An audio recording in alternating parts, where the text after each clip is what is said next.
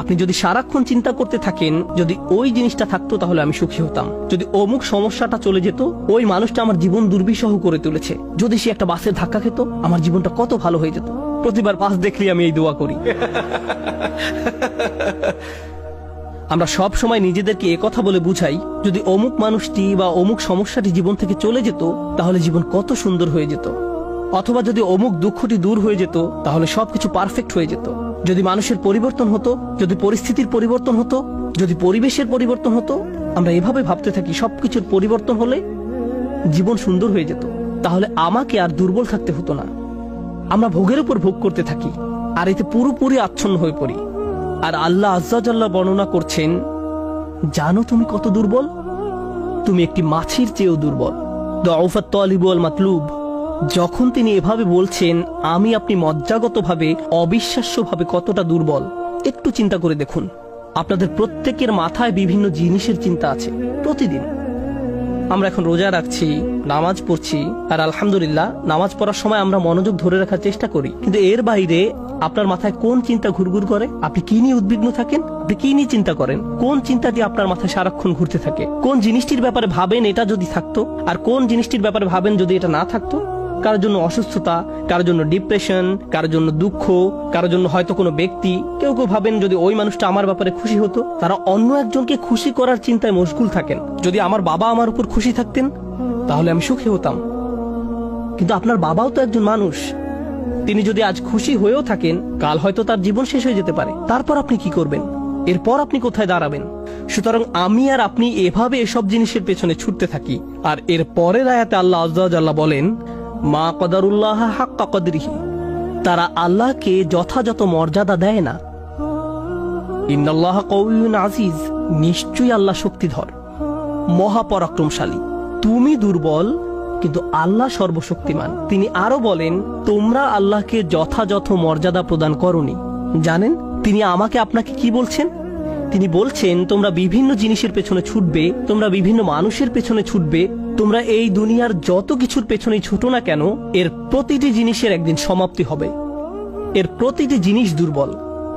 এই কারণে তুমিও দুর্বল হয়ে পড়েছো। এই জন্য তুমি বারবার দুঃখ ভারাক্রান্ত হয়ে পড়ছো। ফলশ্রুতিতে তুমি বারবার ক্ষতির সম্মুখীন হচ্ছ।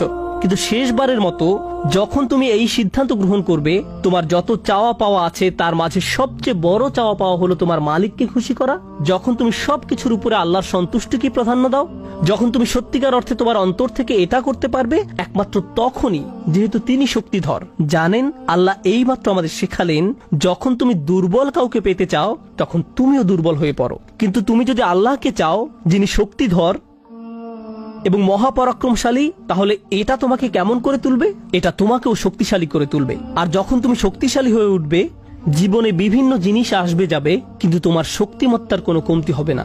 যে জিনিসের পেছনে তুমি ছুটছো তা ভেঙে পড়ার কারণে তখন তুমি আর ভেঙে পড়বে না, কারণ তুমি দুনিয়ার এসব তুচ্ছ জিনিসের চেয়েও অনেক অনেক উচ্চ একজনের সন্তুষ্টির অন্বেষণ করছো। আমি বলছি না যে আপনি এই দুনিয়ার কোনো কিছু চাইতে পারবেন না, কিন্তু আয়াতটি আমাদেরকে একটি ব্যাপারে শিক্ষা দিচ্ছে। আমরা যখন এসব পার্থিব বিষয় কামনা করব, আমরা বুঝবো যে এগুলো দুর্বল। পার্থিব এসব বিষয় জীবনে আসবে যাবে, কিন্তু আমরা কখনো আল্লাহকে হারাতে পারবো না। লক্ষ্য করুন, মানব জাতির ব্যর্থতা হলো যখন তারা পার্থিব কোনো জিনিস পেতে ব্যর্থ হয়, তারা আল্লাহকে ভুলে যায়। তাদের চাওয়া পাওয়ার জিনিসটি না পেলে তারা নামাজ পড়া ছেড়ে দেয়। তারা যা চায় তা যদি না পায়, তারা এভাবে বলে, এভাবে দোয়া করার অর্থ কি? তারা যখন তাদের আকাঙ্ক্ষার বস্তুটি পায় না, তখন দুঃখ হতাশা একেবারে ভেঙে পড়ে এবং বলে, আমি তো আল্লাহর সাথে কথা বলার শক্তিও পাচ্ছি না। এমনটি ঘটার কারণ হলো সমস্যায় পড়ার পূর্বে আল্লাহর সাথে তাদের বন্ধন শক্তিশালী হয়ে ওঠেনি। যদি সে বন্ধনটি আগে থেকেই বর্তমান থাকতো, যেমন মূল যদি শক্তভাবে গাঁথা থাকে, তাহলে ঝড় এলে এদিক ওদিক দুলতে থাকে, সম্পূর্ণ ভেঙে পড়ে না, মূলের উপর দাঁড়িয়ে থাকতো। আর ঝড় চলে গেলে আবার ফল দেয়া শুরু করতো। এরকম একটা উপমার কথা কোরআনে অন্যত্র এসেছে, আসলুহা সাবিত ওয়া ফারউহা ফিস সামা। লা ইলাহা ইল্লাল্লাহ হলো এমন একটা বৃক্ষের মতো যার শেকড় মাটিতে এবং শাখা আকাশে উত্থিত। এটাই ঈমানের শক্তি।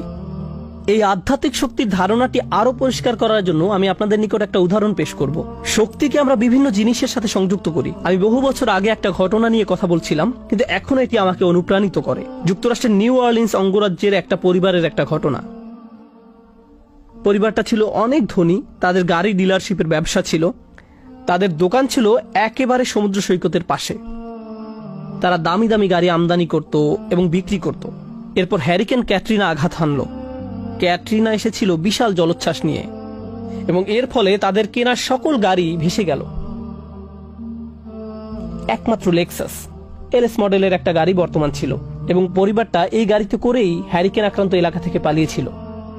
দুর্যোগ শেষ হওয়ার কয়েক মাস পরে স্টেটের সবকিছু খুলে দেওয়ার পর আমি আবার তাদের সাথে দেখা করতে গিয়েছিলাম। যে পরিবারটি মাসে প্রায় 2 কোটি টাকা আয় করত, তারাই এখন সেই লেক্সাস গাড়িতে করে পিজা ডেলিভারি দিচ্ছে। পরিবারটি এখন এই কাজ করছে। এক ব্যক্তির পিজা দোকানের জন্য তাদেরকে হায়ার করা হয়েছিল। মা বাবা দোকানে পিজা বানাতো আর ছেলে লেক্সাসে করে সেই পিজা ডেলিভারি দিত।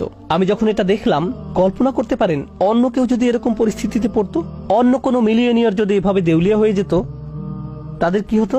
তারা সম্পূর্ণ হতাশ হয়ে যেত, মদের বোতল হাতে জীবন পার করে দিত।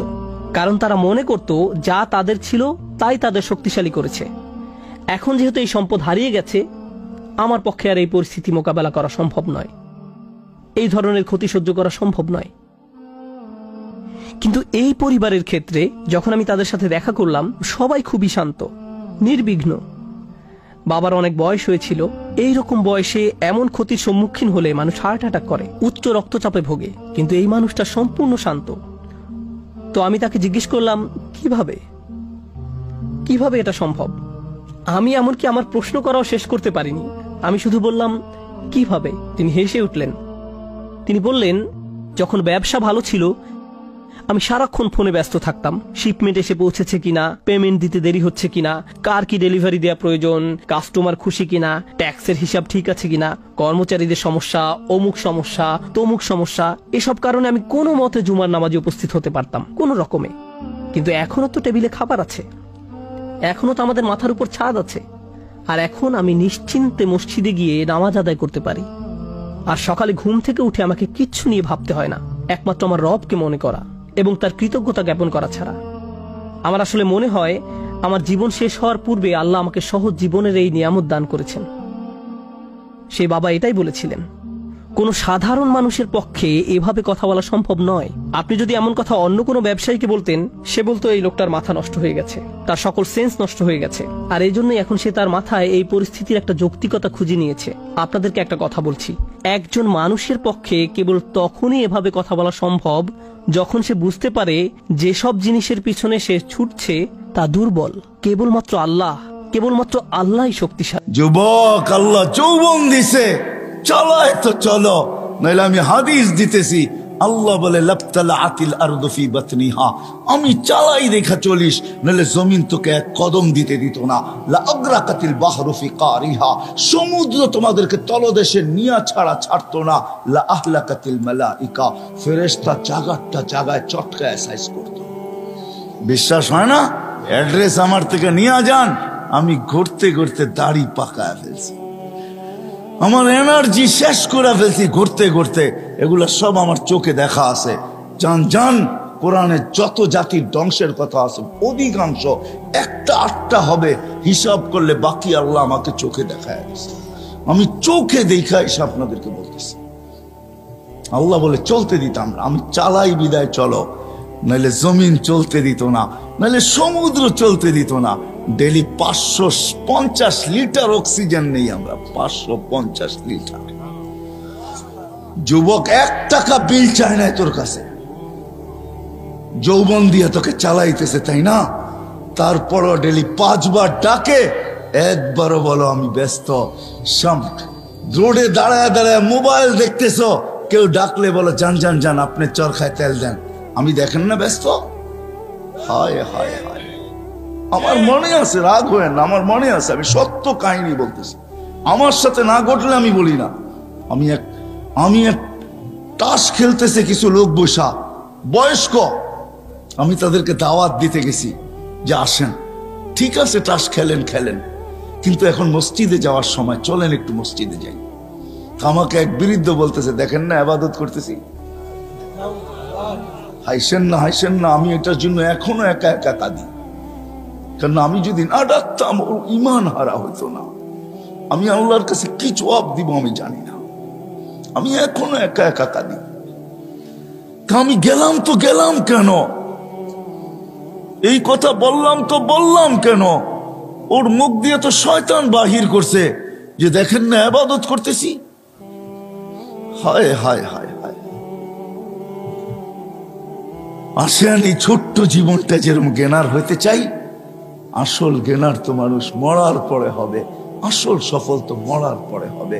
যদি হইতো দুনিয়ার কাঠ যদি ওইখানে পাঞ্চ করা যেত, দুনিয়ার টাকার বান্ডেল যদি ওইখানে চলতো, দুনিয়ার পদের আইডি যদি ওইখানে চলতো, দুনিয়ার ভিজিটিং যদি ওইখানে চলতো, তাহলে কারো না চললে আবু তালেবেরটা চলতো।